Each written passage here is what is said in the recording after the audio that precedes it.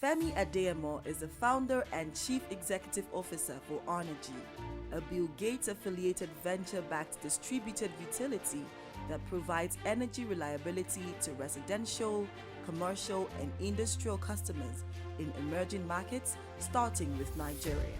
Energy enables SMEs and economic clusters to run sustainably by providing reliable and affordable electricity with rooftop solar solutions. Ladies and gentlemen, let's welcome Femi Adeyemo.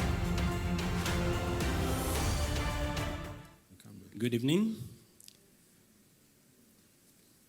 to our online viewers and to the participants this evening. The presentation will come up soon, but before that, as I've been introduced, I want to focus on revealing opportunities that are still untapped in the renewable energy space. And I will just give some background before the presentation comes up. And Mr. Obaro, thank you so much for your presentation and for the inspiration. Because indeed, we are all aware that it's not as easy, especially to do business to government in the country. And for you to have run system specs for 30 years and partnering with people in the corridor of power, I would say well done and thank you again for being an inspiration. So to the topic this evening, revealing untapped opportunities, I will speak to a few opportunities, and I've tried to more or less dimension that into two. And one will be for the teeming youth. What are the opportunities that are available locally for our youth locally? And I'm also aware that there are people in this room or in the audience that have children that are abroad. What are also those opportunities that are available locally and internationally? Because it is clear globally now that the world is shifting to what we call a net zero. And net zero means generating energy with as less as possible carbon emission into the atmosphere. And there are a lot of countries that are signing up with what we call the Paris Agreement. Countries like, I think recently, even UK, there are, a lot of hike in gas prices and all of that. And they're signing up to say by year 2030, they want to transition to all electric when it comes to their vehicles. So, of course, with that, there will be a lot of opportunities. In the last revolution where we have the oil revolution, we all know how much opportunities that created locally with the likes of all of the IOCs that we have in the country, the likes of Shell, Chevron, and the likes. But the next evolution to that will see a lot of companies coming up into the renewable space. And recently, I'm sure a lot of us will also be aware of Total. Total rebranded completely to Total Energies. And it is around integrated energy, be it wind, be it solar. So indeed, there are a lot of opportunities that are coming up in that space. One of such is, I think the presentation is coming up. Okay, so one of those is opportunities with design. And I can tell you from where I see it as a managing director of a company that has foreign investments. There are about 2 or 3 other companies that, if I look at 4 of us in total, we've brought in not less than $100 million into the country, investment into renewable energy. However, that asks, thank you. And those investments across these 4 companies are from world billionaires. Some of them are funds of sovereign wealth funds.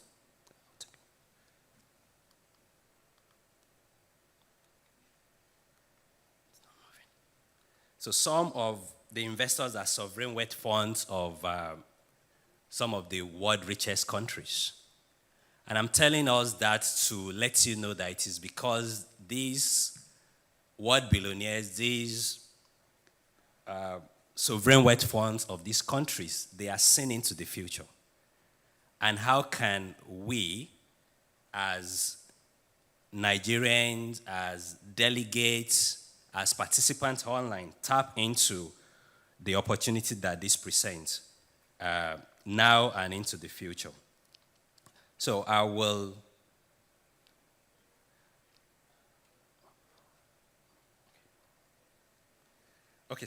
I will continue until the slides are ready. So design is one that I mentioned. When we look at solar itself, so there are different opportunities in solar today. Of course, there are a lot of job opportunities that are being created by solar deployment in homes. And I have a few pictures that I have put in my presentation, which is even powering factories. You know, a few years back, we started operation in 2014, about 8 years ago, and then solar was that thing that does not work or that can't power heavy appliances.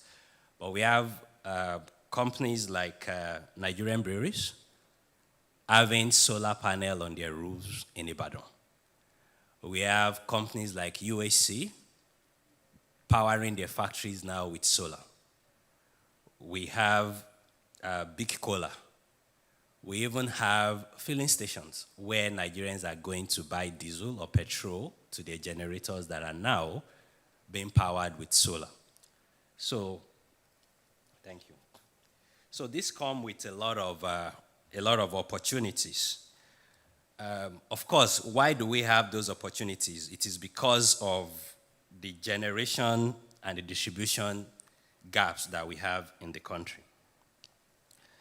A lot of us are aware of the gaps, but I'm not going to spend too much time on those today. Lagos alone, it is believed that we have about 15 gigawatts of generators in Nigeria alone.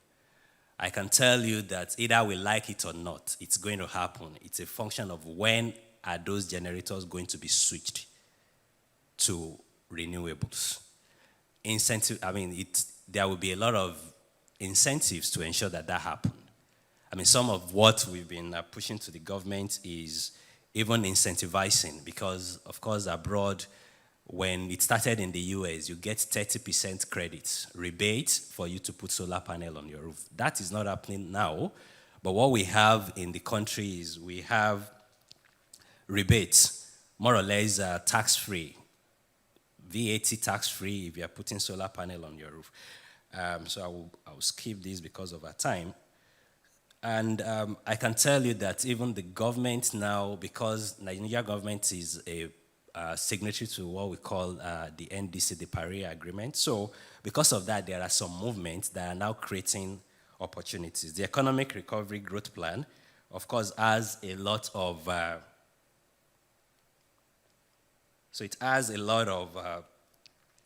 incentives and job creation metrics, as well as the Economic Sustainability Plan, which was put together last year, at the peak of the COVID-19. And the Rural Electrification Agency, too, they have put together a program, which we're part of, which the World Bank provided about $350 million loan to the country. And that has about 3 streams. One is powering rural communities with mini-grid. That is creating a lot of jobs. Another is the solar home system, where there are a lot of young entrepreneurs. For instance, we have the Goshen Entrepreneurship Program, and there are new entrepreneurs that applied to that. Interestingly, there are not so many youth, either from OACs or from King's Court, that applied to that. And my job today is to encourage that indeed opportunities are being created, and I don't want our people to be left alone, because indeed we want to have more apostles in the marketplace. Because I believe that Mr. John Obaro will tell you that it's lonely up there to find apostles in the marketplace that are really influencing the marketplace.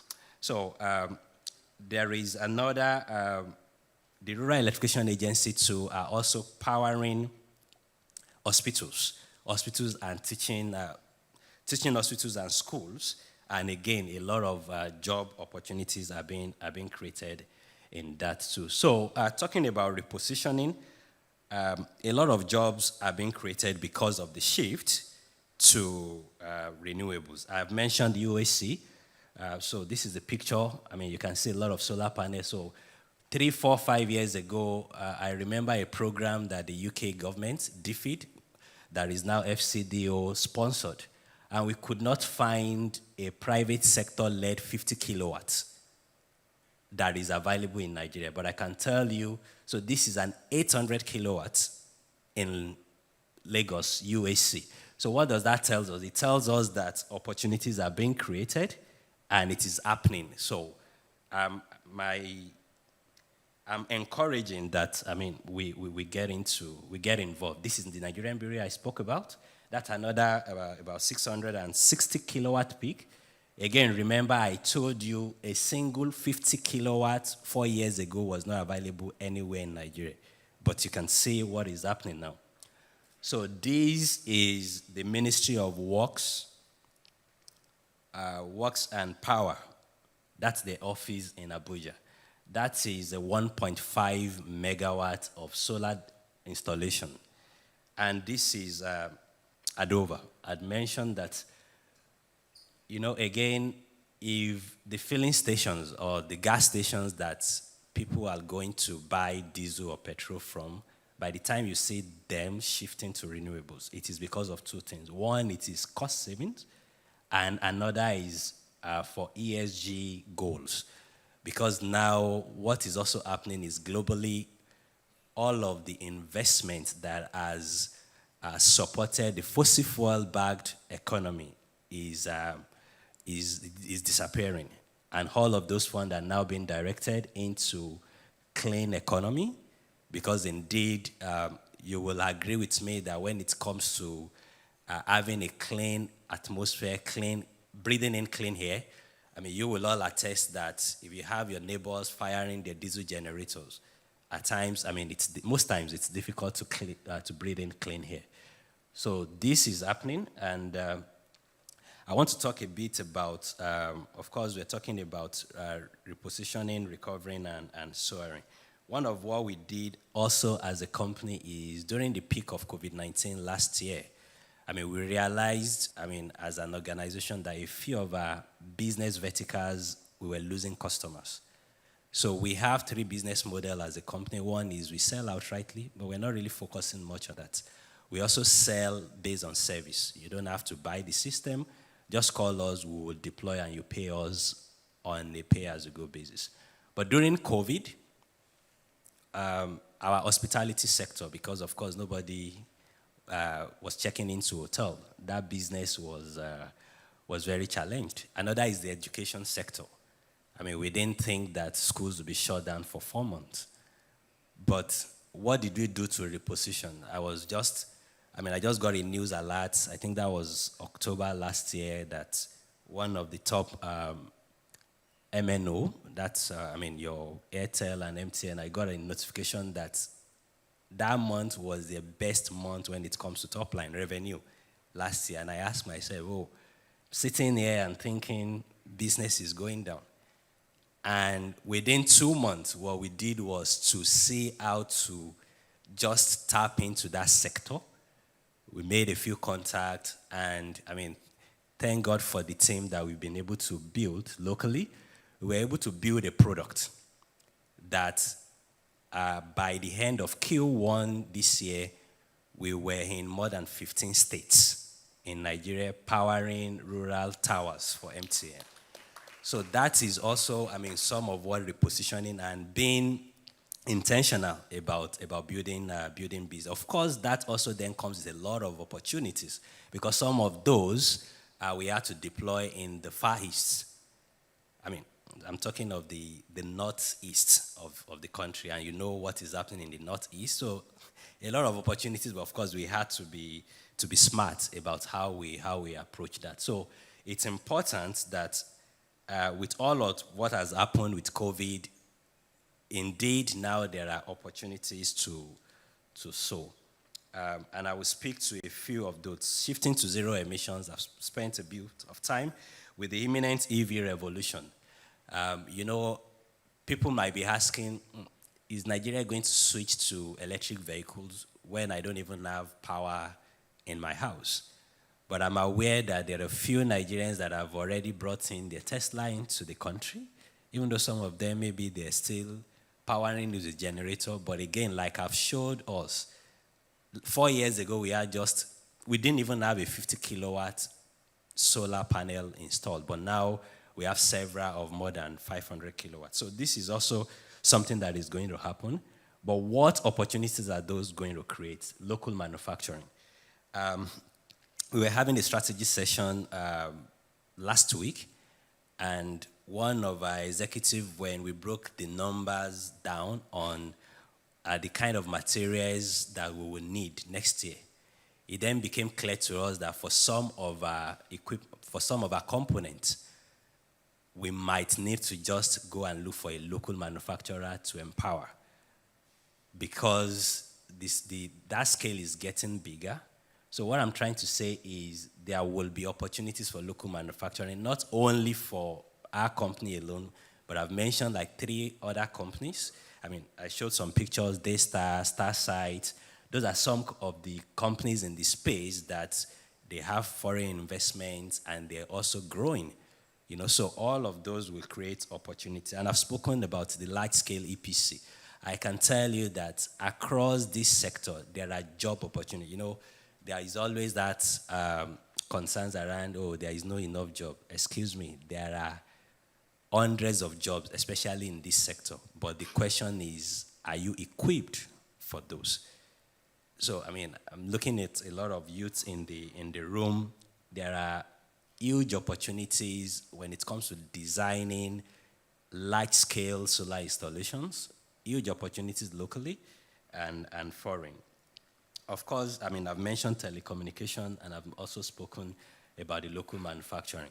So globally, like I've said, for the benefits of, because we have, participants online, and for those that are abroad, again, the opportunity is not only in Nigeria, because this is a global move, and legal, that's one. I've mentioned, the amount of money that we've brought in. Of course, our legal friends smile to the bank because there will always be fees. You know, so for lawyers in the room, commercial lawyers, get yourself versed in energy law. That is bringing in a lot of opportunity. ESG is another one. 4 or 5 years ago, there were not so much talk about ESG, environmental, social, and governance. All of those companies that I've mentioned, and even those funds, there are several opportunities that are up there for people that are very strong on ESG. Of course, finance is also one that is beginning to come home. So on the manufacturing that I spoke about, steel manufacturing, there is also what we call BIPV, which is Building Integrated Photovoltaic. That's also another opportunities. And I will cap it with, of course, the EV. I spoke about the EV. You might look at these pictures and think they're fuel dispenser. No. These are charging stations for electric vehicles. And it is coming home to Nigeria soon. Soon, it's now a function of when. Will it be 2022? Will it be 2023? But I can tell you that it will happen. And the better we begin to position ourselves for this opportunity, the faster the better. At some point, US that has, huge amount of, several hundreds of thousands of jobs, in the oil and gas space, solar jobs actually eclipse that. And we believe that Nigeria has that potential opportunity because we are actually the second largest, if not the largest off-grid market today. Lastly, I will speak to the opportunities in the mining sector. All of these charging stations is not going to happen without metals of the future. And I'm talking about lithium, manganese, cobalt.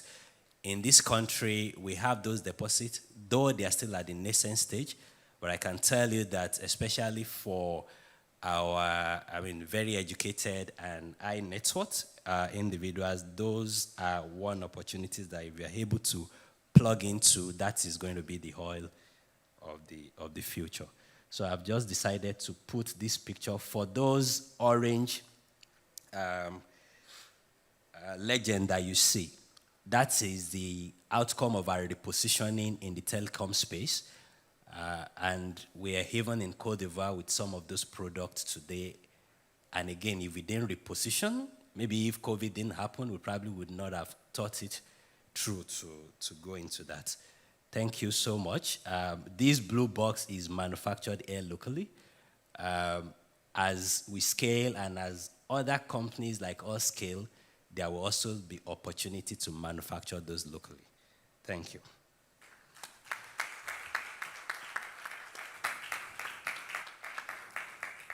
One of the things that God has helped us with was that we had mentally prepared before we found ourselves in government. We did not set out to be in government. And in fact, if I were to rewrite system specs today, I won't focus on government. Okay? There are more opportunities in the retail market in our space, but we happened into government.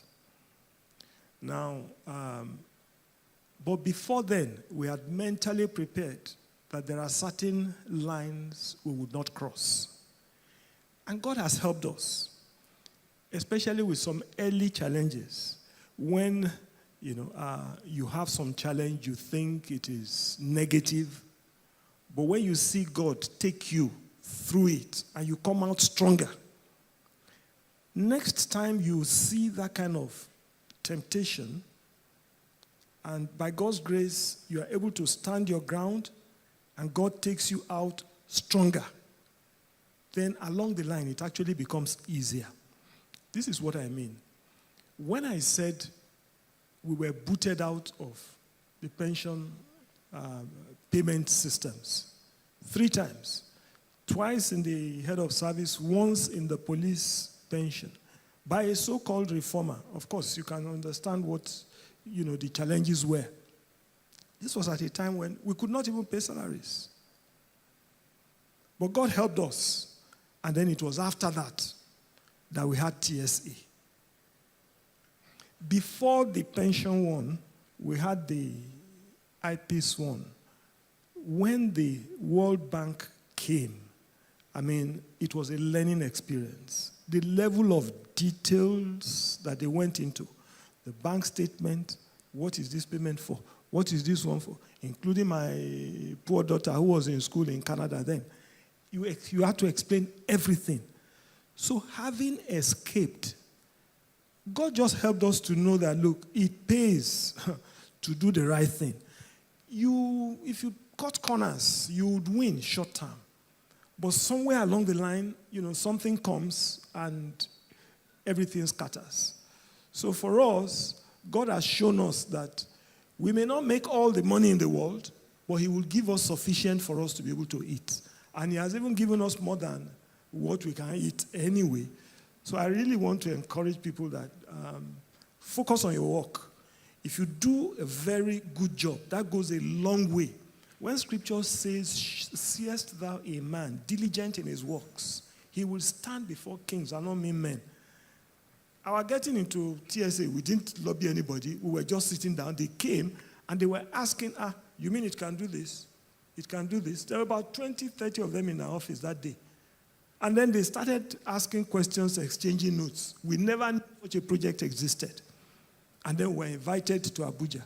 And from there, God has fought for us. So I really want to encourage you. One, if you can avoid government, I'm not saying it's easy. If you can avoid it, There are other ways of playing low. I mean, like the coordinator said, there was a time you could say only government was corrupt. Okay, so you needed to look for the oil companies. I won't mention the oil companies. Okay, but with time, the thing is so pervasive that the only time somebody is probably not asking you for a bribe is when he is buying it for himself. Okay, which is the pure retail market. Otherwise, when somebody is buying on behalf of a group, sorry to say, even for a church, okay, you want to do business with major church organizations in this country, the kind of things that you hear or that, come across are not very encouraging, okay? But we still have to survive. And we just keep on the narrow path. Thank you. Thank you so much for those comments. It's a major issue. I thought it was only in Nigeria until the company I work for had to do a business in Kenya. We're bidded for a business for one of the major oil and gas companies. 3 times we lost. First time we bidded, we were told that we bidded too high. Second time we came at a very, zero, like razor-thin margin. We're told that we bidded so low, nothing for the boys. Third time we lost. And then we had to go ask, guys, what's going on here? And I said, well, it goes all the way up. Now, I was pained. I said, for this type of global oil and gas company, it means such things exist here. So it's everywhere, whether it's public or private sector. And you just have to choose how you want to play. Another typical example is we do business for a pharma company. And suddenly my colleagues started making noise around somebody in the company who says, I didn't come to Lagos to look at bridge. I said, well, during Christmas, package your usual company gift and give. He said, well, he gets that, but much more than that. So after a lot of harassment, I took my phone and I called him. I said, Oga, what do you want? Point blank. He said, well, I have spoken to your colleague. I said, no, I signed the checks. What exactly do you want? He said, well, if you don't want to do it. I said, what? Tell me, what do you want? He said, well, if you don't want to do it, then don't disturb my colleagues again. That matter ended that day. He couldn't boldly say to me, this is what I want. But each time my colleagues go to that office, he would say, I didn't come to Lagos to look at bridge. I didn't come to Lagos to look at bridge. So it's even a lot more in the private sector than you can even find in public sector. Praise God. Now, one important question I want to ask you, Mr. Barrow, is, you had mentioned you just went into public sector. How did you choose where to play and the kind of solutions to develop?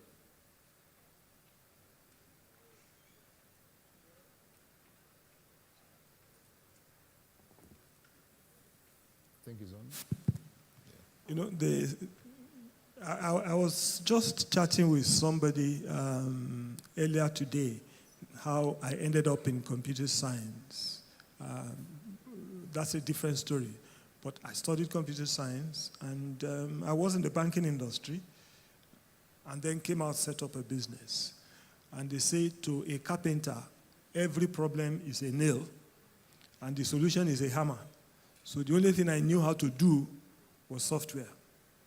We stayed very narrowly on that lane, software, financial software. And hardware, we never supplied any hardware, never did anything outside hardware. So we just stayed on that narrow focus of staying in your lane, what you know, where you have your competence. Some people are probably gifted in being able to dabble into a lot of other things, but we opted, to stay focused. And that has helped even in choosing where we play. In terms of the market, we develop products. We started out supporting a firm in the UK for an accounting software. We're supporting them in Nigeria. And it was something that could be used by mainly organizations. So again, we're targeting for the automation of their accounting processes. But it lacked a payroll package. So we developed a payroll package. Now the payroll package complemented that accounting software. So again, we were narrow on it, and from the payroll package, we saw an opportunity then, before e-payment became pervasive, that organizations used to send schedules to different banks, And organizations would actually encourage you to open your bank account only with specific banks because that's where they had an account. But we wanted to keep it open. So we developed something to speak to that market, and that's how we got into e-payment. So in terms of the industry, we had the product, and whatever industry is able to receive the product is fine.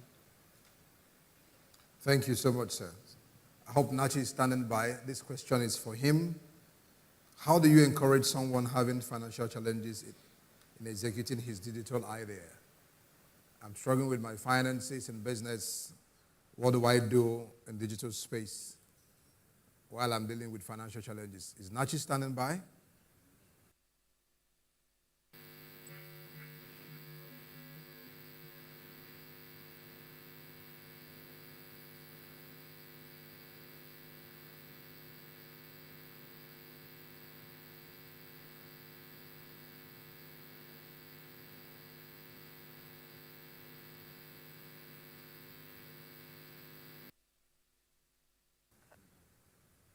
Okay, I think he's not ready yet. So while we wait for Nachi, we'll have another question for Mr. Barrow.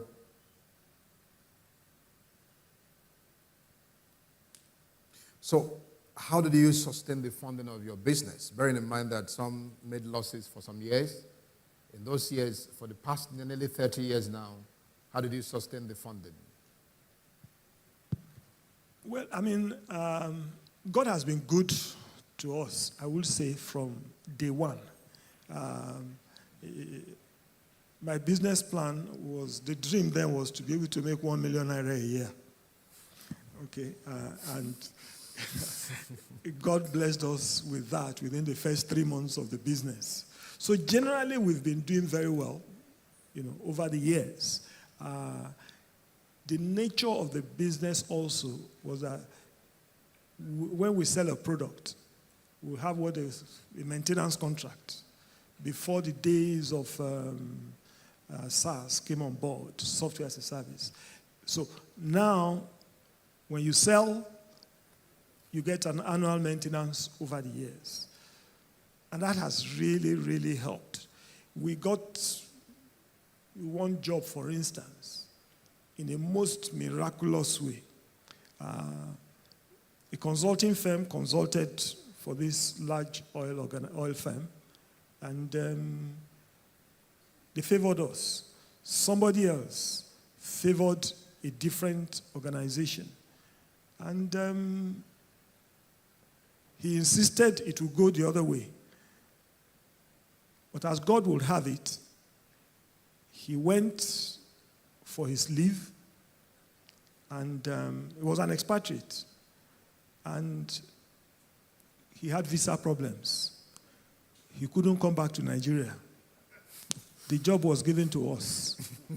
Immediately the job was given to us. His visa was approved. Now, this was within our first 1 or 2 years of setting up the company. That business alone was giving us almost 300,000, 400,000 pounds as annual maintenance.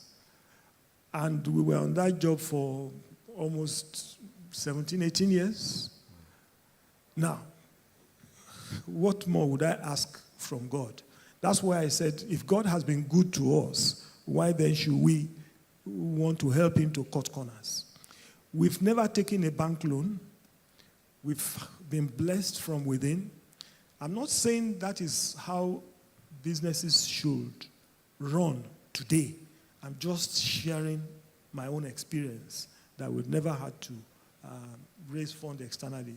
It's always been internal. And the overheads are not particularly high. Where we had the most turbulent time was when a major job we were working on was yanked off. Now, this was a job that we were getting maybe about 20 million or over 20 million a month. Now, that was a significant contribution to the operations of the firm. Now, when that was yanked off, paying salaries became very challenging. And one of my very humorous guy a junior staff. Somebody was asking him, when do we pay salaries in this company? And he said, it's on the 37th of the month. Meaning it will overflow into the following month. So what we try to do during that period, take care of the junior people. The senior people, I beg, you need to be more understanding. And by God's grace, God saw us through. Excellent. Great testimony. Okay, this question goes to Brother Adeyemo. Renewable energy like solar panel is very expensive at the moment. Do we have hope that it will be affordable to everyone very soon?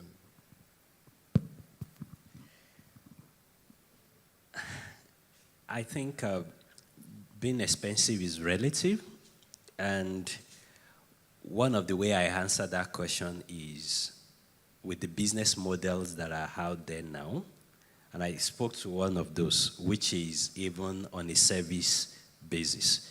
Because historically what has happened is we have the conventional way of generating energy, a lot of investments went into that. And then transmission, and then distribution, and we're paying per kilowatt hour. So if we compare that versus you having the solar panel on your roof and you are buying outrightly from the first day, of course, that tends to be more expensive. But what we've done, and I mean a lot of other companies are doing that now, is to provide either what we call a lease to own that you can spread over a period of time. For instance, maybe up to 5 years. And with that, you will see that what you are paying on a monthly basis on that is probably cheaper than what you will pay for either diesel today. And I showed a few pictures of some of those factories. In fact, one of the reasons why they are doing that is because it is now cheaper. So there's what we call grid parity now. Because I can tell you all of those UAC Nigerian Bureau, they did not pay for it. It's on a kilowatt hour basis, and those prices now are cheaper than the kilowatt hour prices that you are paying for EcoDisco. So indeed, to be cheaper, it's happening today, but you don't have to buy it. It has to either be a service basis or a leasing plan that you can pay out over a period of 5 years, which, if you look at it on a monthly basis, will be cheaper than what you're spending today. Thank you. Thank you very much, Brother Femi. This question goes to Mr. Barrow. So when you say work diligently from your presentation, did that involve missing midweek church services and positions of service in church? In practical terms, what did it cost? Diligence. Well, I mean, funny enough, when we started, I would pray in my own office, and then some of the staff that I had would pray in their own small corner. Then one day, one of the ladies now said, look, why don't we just come together and start praying? And that was how, we had an office fellowship. So we would meet in the morning and spend some time together in prayers. But as the company started growing, it became a bit more challenging because people had different things to do at different times. So we now started having monthly sessions. We had the morning one, but the morning one had thinned down. But the monthly one would tend to be more comprehensive. And as individuals, you are still encouraged to get involved with one fellowship or the other. But more importantly, wherever we find ourselves, you are an apostle in the marketplace. The church is not necessarily the physical place we go to. It is actually where we carry ourselves to, how we present ourselves. Because many times, we are the only Bible that the world would read. So it's not so much spending time in a physical church. Incidentally, in my Sunday school, it's interesting. This last Sunday, the gentleman who was leading made a statement about Sunday being a day of rest, and that we need to make sure we serve the Lord. We do a lot of things for the Lord. And my first question is, okay, Sunday is probably the busiest day for us as Christians, one activity after another. And yet, Sunday is supposed to be our day of rest. How do you reconcile that? Okay. For me, personally, I really think we need to mellow down on what we do physically in church. Our lives should be more of 24/7, living uprightly rather than physical presence in church. Thank you. Thank you so much, sir. Please, if you want to clap properly. Sorry, I just want to add to what Mr. Barrow had said. Seest thou a man diligent in his work?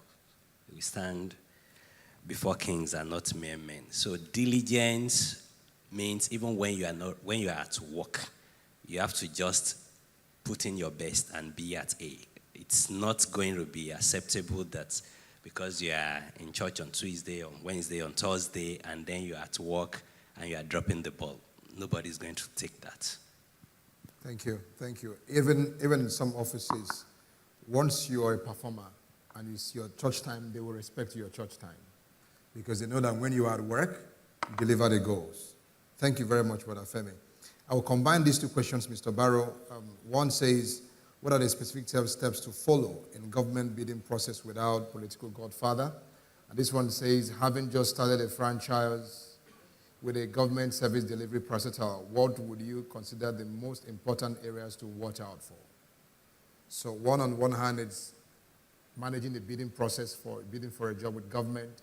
When, as it were, you don't have someone to speak for you. This one is already started doing a business and is saying, what should I watch out for? Well, I mean, the first thing is to be sure that you can do the job. You are qualified, you have the skills and experience of what you are bidding for. The second one is to seek God's face. Not all jobs are for you. I mean, I can see that categorically. Many jobs that we walked away from, how it turned out at the end. Many jobs that we lost, you look back in awe and say, thank you, Father, that I was not involved in this. Then the other advice I want to give is that anything you are doing, just know that the whole world has become a very open space. There is nothing in secret, okay? Anything you are doing, that if it is reported on the front page of the Guardian newspaper, you will be embarrassed. Then make sure you don't do it. So that's one guide that we've always tried to work with, that in all that you do, just know that there is really nothing secret. The other question was... So this one, they just started a franchise with a government parastatal. So what would you consider the most important area to watch out?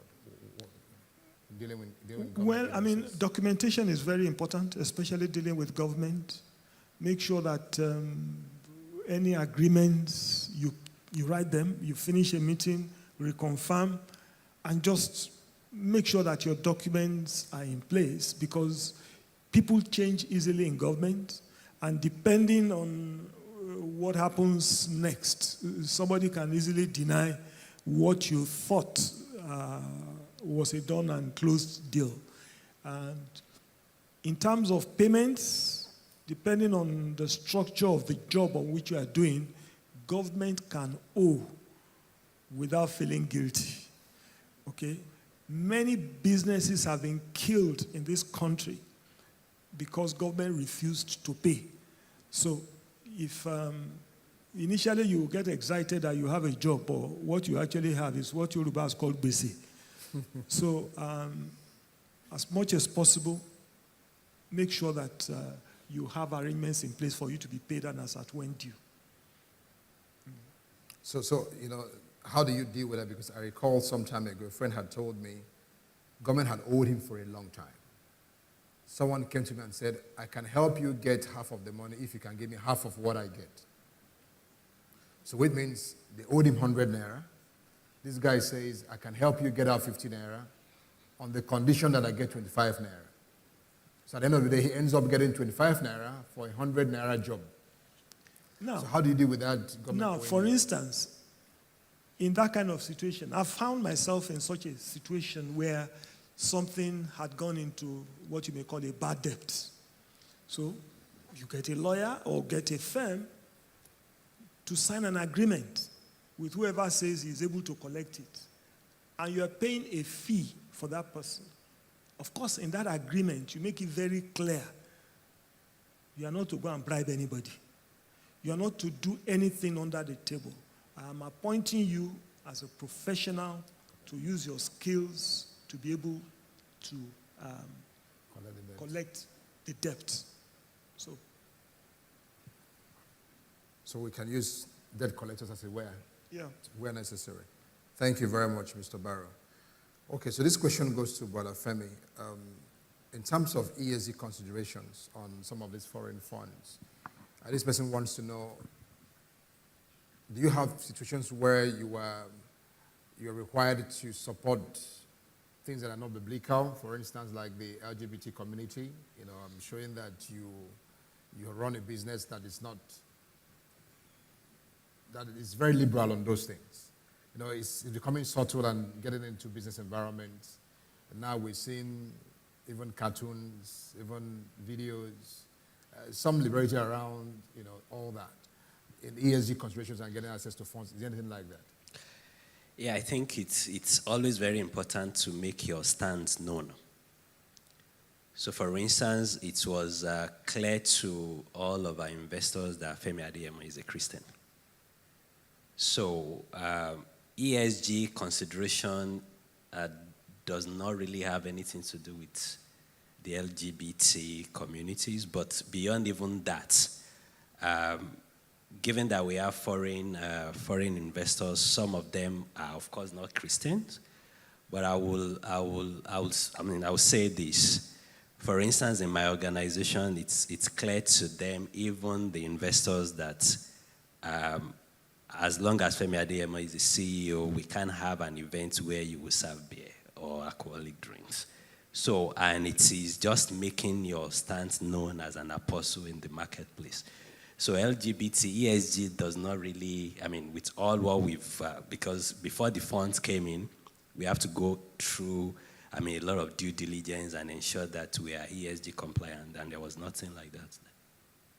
Excellent. Thank you so much, sir. I'll open the floor. If you have any question and you haven't been able to write it down, or I couldn't put it on SLI.do, I can give you a minute or two to raise your question, and we'll bring a mic to you. We still have a little time. While you're getting ready with your question, Femi, it appears you have a mentee here. He's asking, he said he has a detailed theory. This is theory. I don't know if the hypothesis has been tested. A theory on how to invent a generator or cars that won't require use of fuel. And he's looking for sponsors, and he's also saying, how can I get sponsors to bring my idea into reality? How can I protect the idea from being stolen? Not the word he said is a theory, so I don't know if it is a prototype or if it's been tested. Yeah, so I think one of the things we've not done very well in this country is helping people at the ideation stage. One of our investors, I've met their other entrepreneurs, or what we call portfolio companies. And if you see the amount of investment that they already have to do something like this, which is research, some of the products will not come to market until maybe another 3-4 years.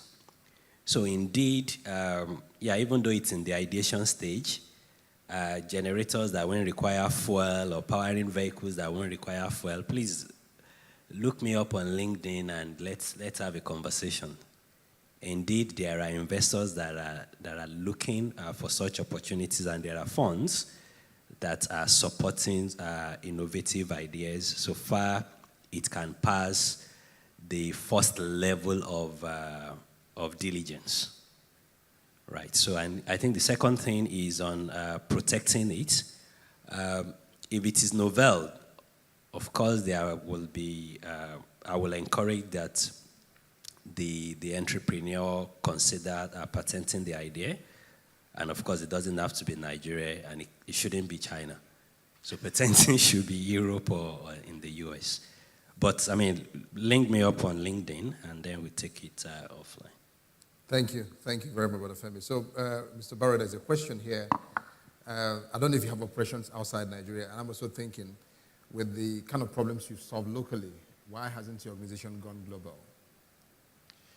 I would say we've not done too well in that area. There's a lot to do in Nigeria. Okay. It's some of the lessons we've learned over time. We've done some things in a few African countries, but not at the scale at which we would have loved to. And it's one of the major areas we are now currently looking at. That with what we have, somebody has said if you can survive in Nigeria, you can survive anywhere else. So that is one encouragement that we have now trying to push out. Thank you. Any other questions? Okay.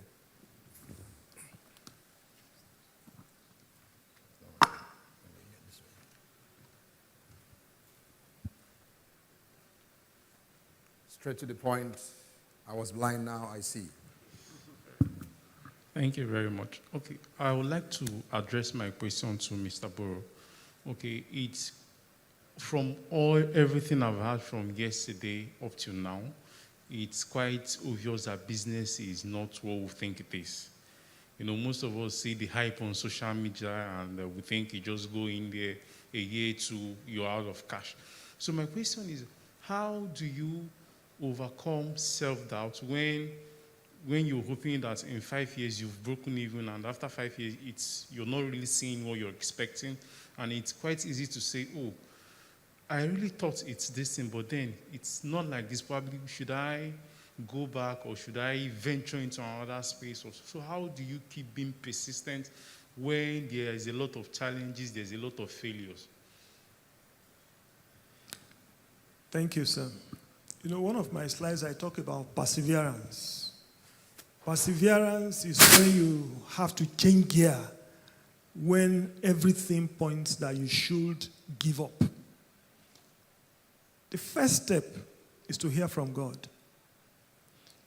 When you've heard from God, when the trouble comes, I'm not saying if the trouble comes, when the trouble comes, because they will come, you check again, did I hear from God?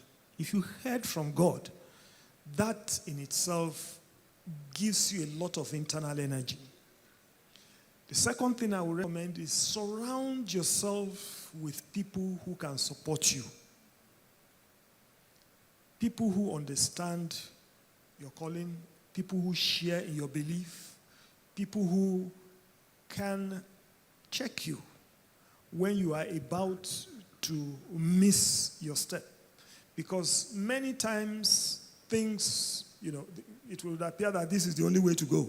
Everything will point in that direction. But if you have a strong network of believers who share in your values, they can also act as a source of encouragement. So the more important thing is hear from God, surround yourself with people who share your beliefs, and continue to pray. I wish you all the best. Thank you. Mr. Adeyemo, I don't know if you have anything to add to that. Yeah, I think Mr. Barrett said it all, but it's very important that as you're going as an entrepreneur, it's never going to be a smooth road. And I think that, we call it grit. And it is the ability to be able to stay the course, even when the roads become tough. Because even if you look at Mr. Barrow had shared his experience, and I can tell you, even the top other business owners, even the ones that are not Christian, it's not going to be smooth. However, that perseverance, that tenacity, and that grit to continue to go on, that is what will keep you going. And there is a saying that I always use in my organization. and it is that the juice will be worth the squeeze, especially if you hear before do what you're doing. Thank you. Sorry, can you repeat that quote again? I said the juice would be worth the squeeze, because there's going to be a lot of squeeze, right? But the juice will be worth it. Excellent. Thank you so much, bro. And I want to just throw something into this discussion. Now, also knowing when to quit a particular line of business because you got your numbers right. You got your numbers wrong. You got your analysis wrong. Ab initio. So knowing when to quit or knowing when to pivot into something else. So how do we balance the need to persist, because it won't be, if it was going to be a walk in the park, everyone would do it. So because it's not a walk in the park, only very few walk that path. So how do you balance persistence with knowing when to say, no, I made wrong assumptions starting this, or things have changed, I need to pivot into another line, like we had with Gokada. Suddenly, some law changed it, but they moved into delivery, pivoted into something else, using the same assets that they had. May not be as profitable, but at least you're not at a total loss. How do we balance that? Well, the truth is, if you stay long in business, you know that not all your decisions will be right. I mean, we've had failed products. Okay, you just quietly bury them and move on. Okay, so the important thing, like I said, you keep hearing from God, you keep learning and relearning, and as you educate yourself, especially in our own field, as you keep educating yourself, you will begin to see different ways of doing the same thing, and then you'll be able to see some things that you're probably pushing too hard, and then take a decision, like you said, to probably quit. Now, decision making. We make decisions every moment. You know, how do I say it? When we leave this hall, you may choose to go through this door, or you choose to go through that door. It looks like a minor decision. But the decision you make may affect the rest of your life, which is why it is important to always hear from God. I mean, I know a sister, they were at a board meeting, and she just felt like going to the washroom. She stood up. Before she got to the door, the chandelier just landed on the seat, on her chair. Okay? So you can say it was a small decision whether to stand up to go to the washroom or stay for 1 minute longer. What am I saying? It's very, very important that we hear from God. There is no small decision. Take it to the Lord in prayer. Thank you so much. And I think that seems to be one of the things that we're going to take away from this conference. Learning to hear what God is saying to you per time. Any other question from the audience? If there is no question, can I ask Femi one jump question? Please go ahead, sir. Thanks, Femi, for your brilliant and encouraging words on clean energy. Now, the whole world is preaching and moving towards clean energy. Nigeria is building, private sector and now public sector involvement is building one of the biggest, largest refineries in the world. How do you reconcile this? How do you see us playing into the future with that? Indeed, I mean, you've put me on a hot spot. Call it jump question. So I think, I mean, from where I see it, I think when we look at the especially on the gas side, I think there are still some opportunities for us as a nation, especially if we can source the fund ourselves. I think there are some opportunities there. But where I worry is with our revenue today. Because a few years ago, we used to export to the US. US used to be on, top of the list based on export receivables. But when they discover shale oil, that drops. And with all of these countries now setting targets for net zero, some of where we export to today, it's not going to happen. So even though, yes, we are building our own refineries, it might happen that we'll have to consume what we're building ourselves. Because by the time that we're doing those refining and we have petrol and all of that, we probably need to also be ready to build our own vehicles. Because Toyota might not be exporting internal combustion engine vehicles to Nigeria again. Honda might not also be doing that again. So we just need to look inward so that that refinery, whatever produce that is coming out of that, we are ready to consume it. Thank you. It's a pleasure, sir.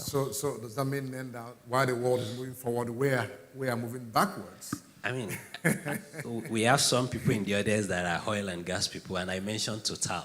Yeah. You know, some of those companies are already thinking forward. And, I mean, it's just a function of us to follow suit. Otherwise, we'll be left behind, unfortunately. Yeah, I mean, I saw the news article that in 20 years or so, Europe will move almost fully to renewable energy. So that has lots of implications for us here as Nigerians. And it may be that at some point we may start drinking our crude oil. So, for instance, I mean, I was at a Bloomberg event about 2 weeks ago. And, I mean, today there are what we call gigafactories that are springing up in Europe, in China, but we don't have a single one. So gigafactories, they are the factories that produce the lithium batteries that are in your Tesla, other electric vehicles. But we don't have any in Africa, not only even in, I'm talking Africa, so not to talk of Nigeria. So we just need to move at the pace. I mean, we've been left behind for too long, but I think for those that can see into the future and see those opportunities. And it is interesting that emerging markets continues to gain relevance now because of the population, you know. I mean, all of those stats about by 2050, Nigeria might be the top most populous country. So because of all of those, I mean, they get to invite us into some of those sessions without being immodest. I mean, by next week, I'm in Saudi Arabia for an event. Next month in Singapore, again, all glory to God.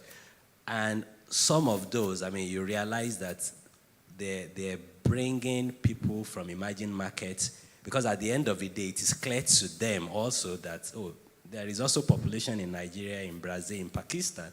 They also don't want to develop products that they are not able to send to nations like this. However, why I've mentioned all of those opportunities, I don't want us to be at the receiving end. When internal combustion engines started, I mean, in the early days, we were manufacturing, but all of those disappeared. But how are we positioning so that it is not only the refinery, but as the world is moving to electric, how are we ready? Or how are we positioning to take part of that? Thank you. Thank you, Brother Femi, on that. What opportunities exist for investment in the renewable energy sector for individuals that are ready to provide financing? I have money and I want to invest in renewable energy. How do I go about it? That's a very good question. I think that, there are a few of the fund managers that are already pulling funds together. I want to build, recently, Chapel Denham, they had a bond that they floated. So I think if you begin to look at some of the fund managers, they are pulling funds together. Some of also the private equities are doing that. I think we probably have maybe 3-4 years before you begin to see that maybe on the stock exchange. For instance, NSC, their board, they've reached out to us, but I think that we still prefer, as an organization to still deal with the private equity and venture capitalists, but it's coming soon to go public. But I can tell you that now those fund managers they're taking private capital. Okay, thanks. Thank you very much. So there are companies taking private capital, but it's still private. That's what it is. Yes. So, okay, I think Pastor Collins wants to. Okay, you want to jump in? Requirements.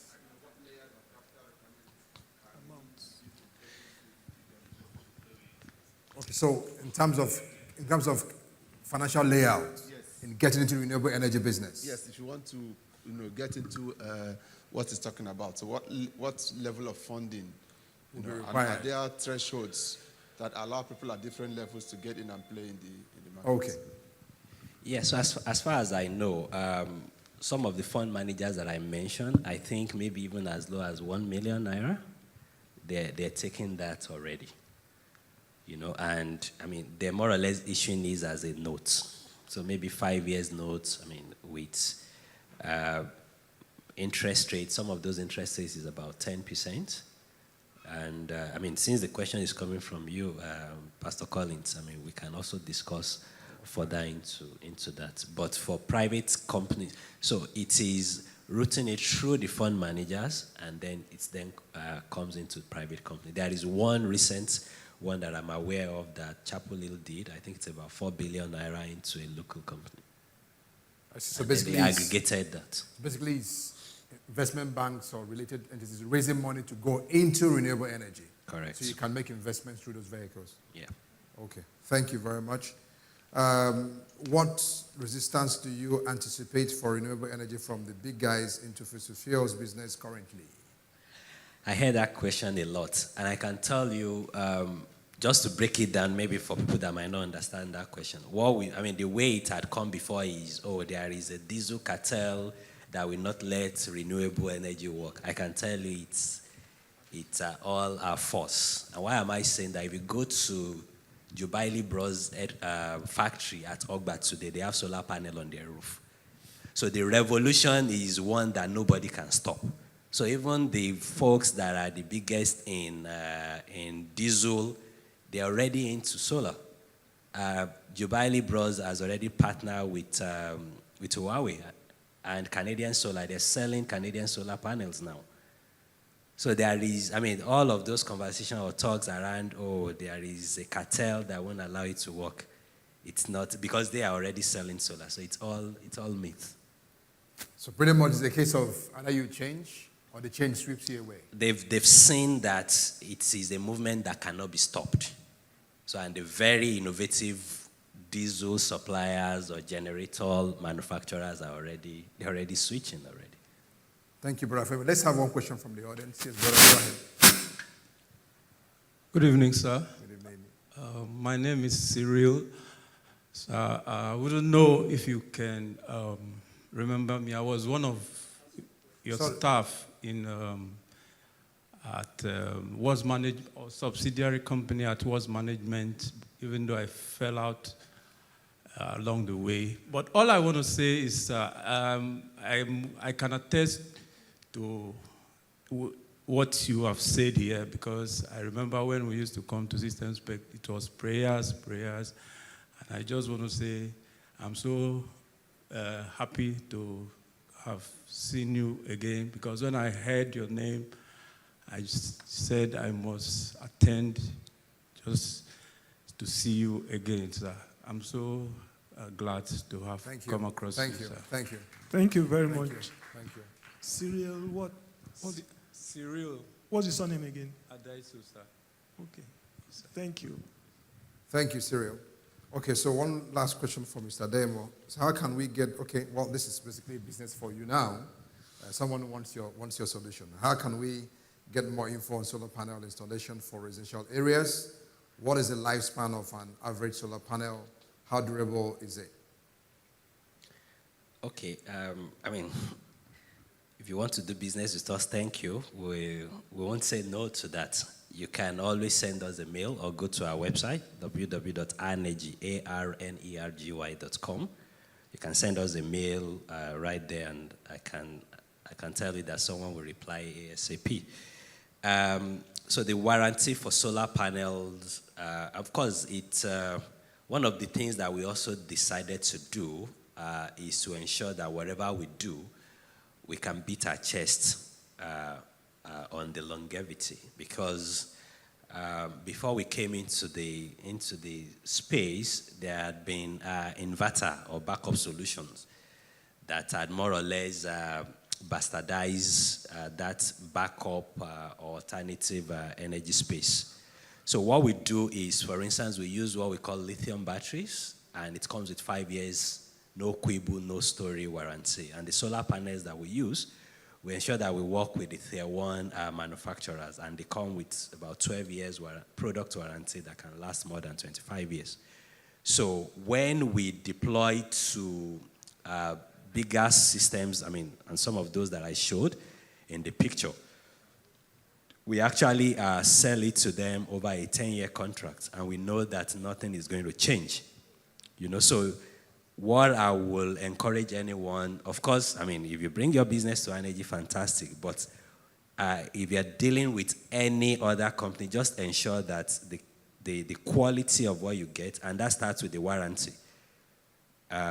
You should not go for anything less than 5 years, because yes, it might be cheaper in the interim, but at the end of the day, you will pay over a long period of time, especially when you factor in currency devaluation that happened. Because if you buy it cheaper today, in 2-3 years' time, if the currency has devalued and you need to replace, that's when you will know the real cost. So just ab initio, plan for the long run, and like I said, you don't even have to buy today. And that's why we say, you don't need to buy, pay us over 5 years. And I would be stupid to say you can pay over 5 years and after 2 years the product will be out of life. So we've spent a lot of time to ensure that we get the right product, and that's what I encourage everyone in the audience to look out for when you are investing in such. Thank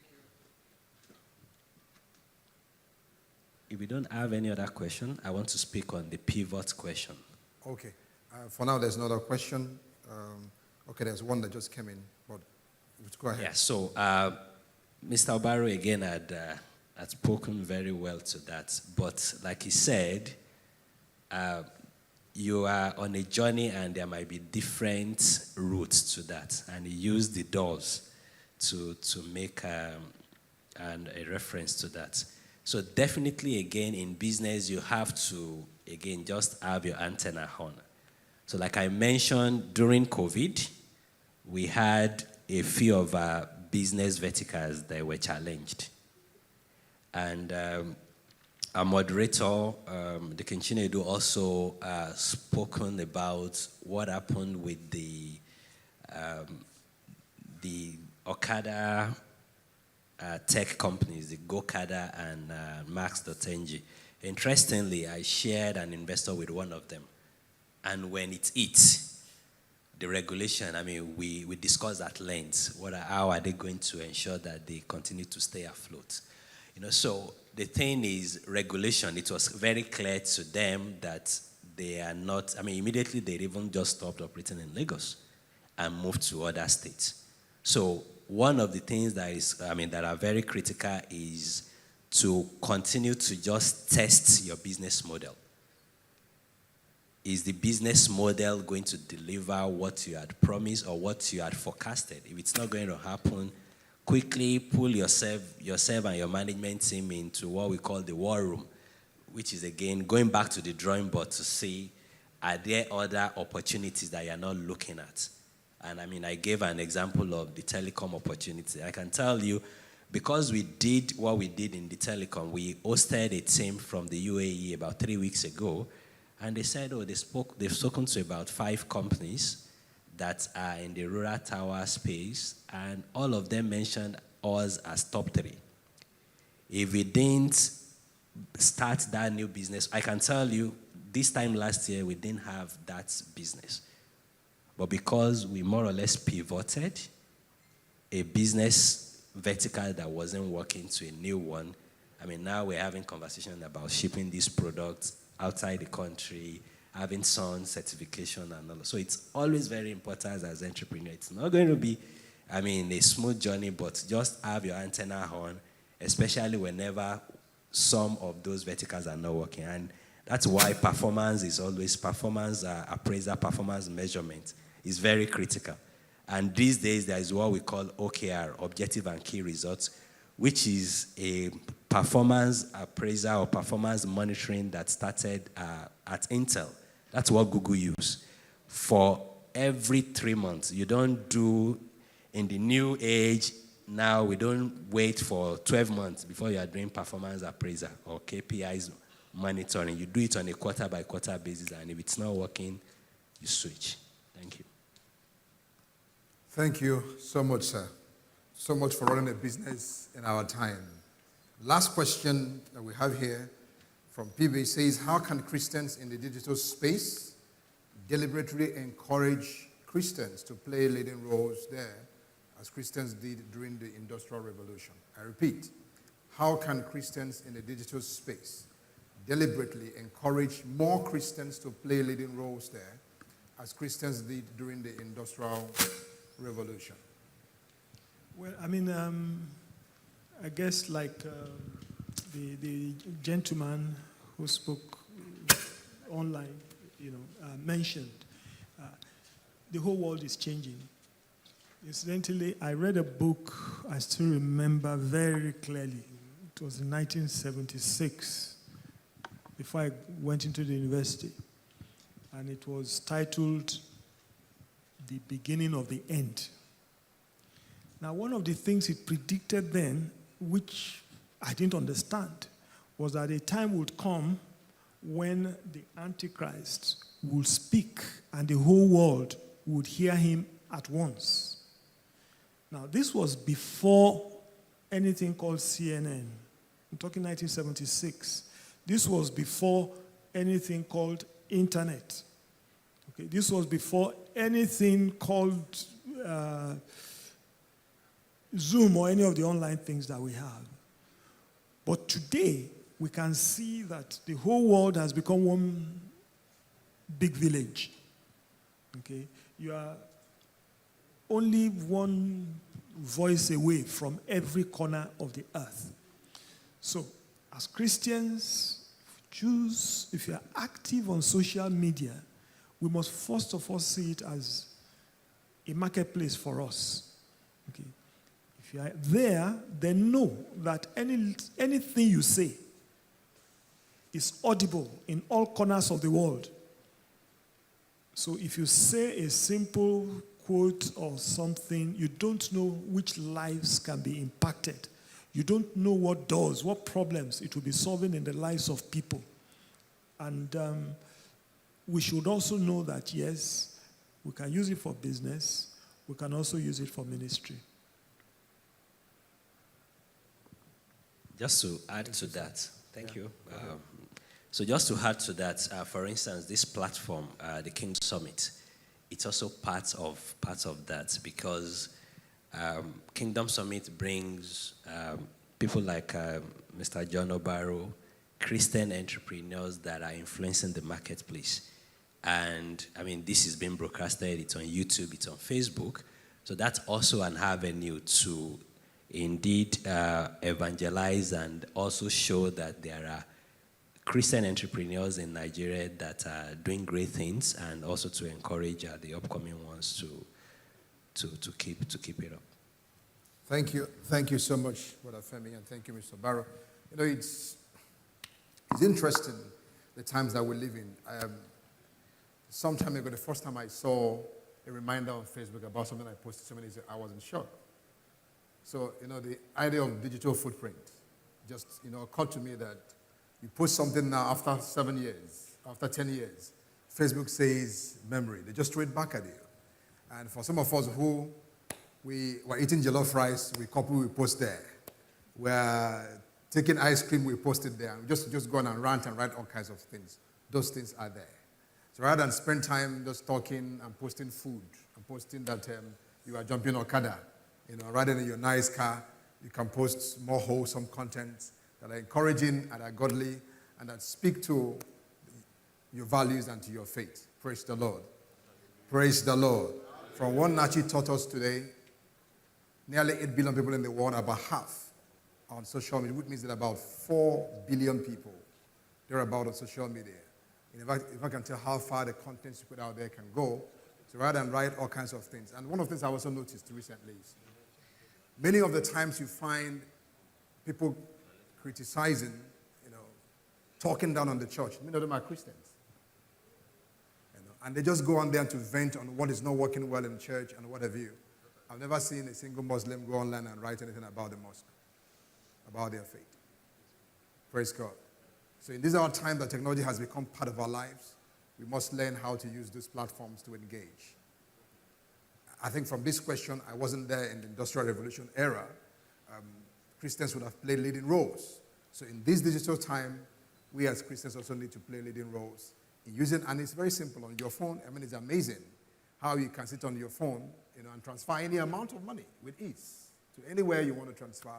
Right on your phone, you can talk to someone far away in another continent beyond Africa. The world has changed. We must leverage these platforms to preach the gospel, to send out contents that will encourage people, and also to say, just to add, many of the things we share can destroy lives. And many of us are very quick in sharing things we haven't verified, fake news. Oh, IPOB has killed 50 people at Oshodi. Boom, you post it. You wouldn't even verify whether it's, Oduduwa Republic have killed 20 people in VI. Boom, you post it. You can't even check, is this real? What I'm posting, how is it going to encourage someone? How is it going to impact life? May God help us in Jesus' name. And on this note, we'll bring to an end this very brilliant, insightful session, having Mr. John Obaro, Brother Femi Adeyemo, and Nachi Lazarus joining us online. I want to say a big thank you to our speakers for spending their time to make presentations and impact our lives positively. Please, can we appreciate them? I know you're tired. It's a long day. If you can, just rise on your feet and appreciate these gentlemen.